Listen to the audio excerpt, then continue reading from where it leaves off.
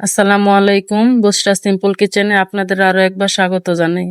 আজ আমি আপনাদের মাঝে শেয়ার করব গরুর মাংসের লাল ভুনা। ঘরে থাকা সামান্য কিছু উপকরণ দিয়ে এই ভুনাটা বানিয়ে নিতে পারবেন।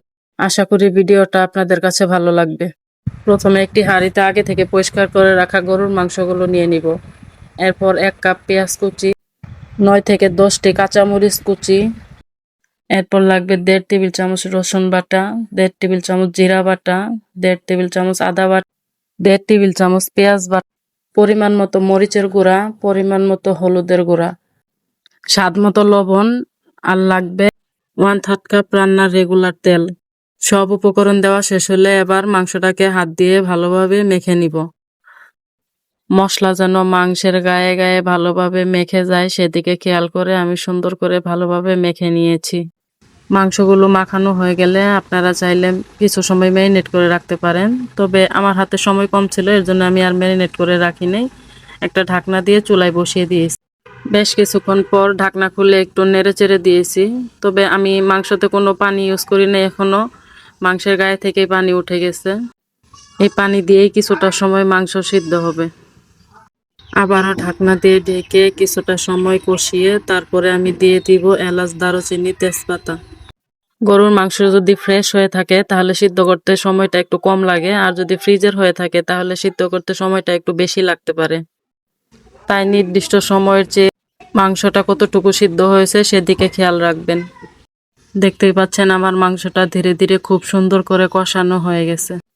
এ পর্যায়ে এসে মাংসগুলো সিদ্ধ হওয়ার জন্য আমি পরিমাণ মতো গরম পানি যোগ করে দিয়েছি। আপনারা চাইলে গরম পানিও দিতে পারেন বা এমনি নর্মাল পানিও দিতে পারেন, কোনো সমস্যা নেই, তবে নর্মাল পানি দিলে একটু সময়টা বেশি লাগবে। এই মাংস রান্না আমার হয়ে গেছে। এখন আমি একটা কড়াইয়ের মাঝে খুবই সামান্য পরিমাণ জিরা, ধনিয়া আর লাগবে রাঁধুনি সস, এগুলোকে ভালো করে ভেজে তেলে রেখে দিব একটা সাইডে। এরপর ওই কড়াইয়ের মাঝে 1/3 কাপ আমি তেল দিয়ে দিব। তেলটা একটু ভালোভাবে গরম হয়ে এলে এরপর দিয়ে দিব 1 কাপ পেঁয়াজ কুচি, 2 টেবিল চামচ রসুন কুচি। এগুলোকে ভালোভাবে নেড়েচেড়ে হালকা ব্রাউন কালার আসা পর্যন্ত অপেক্ষা করব। দেখতে পাচ্ছেন আমার পেঁয়াজগুলো হালকা ব্রাউন কালার এসে গেছে। এবার দিয়ে দিব সেই রান্না করে রাখা মাংসগুলো। এখন মাঝারি আঁচে ধীরে ধীরে মাংসগুলো আমি ভাজতে থাকবো। এই সময় তাড়াহুড়া না করে ধৈর্য ধরে ভাজতে হবে, যাতে মাংসের গায়ে সুন্দর একটি রং চলে আসে এবং সেই সাথে মশলাগুলো মাংসের গায়ে যেন ভালোভাবে মিশে যায়। এই সময় এসে নাড়াচাড়া একদম বন্ধ করা যাবে না, কারণ মাংস ও মশলা কড়াইয়ের তলায় লেগে যেতে পারে। ধীরে ধীরে দেখবেন মাংস থেকে পানি বের হচ্ছে এবং রংটাও আরো অনেক সুন্দর হয়ে আসছে।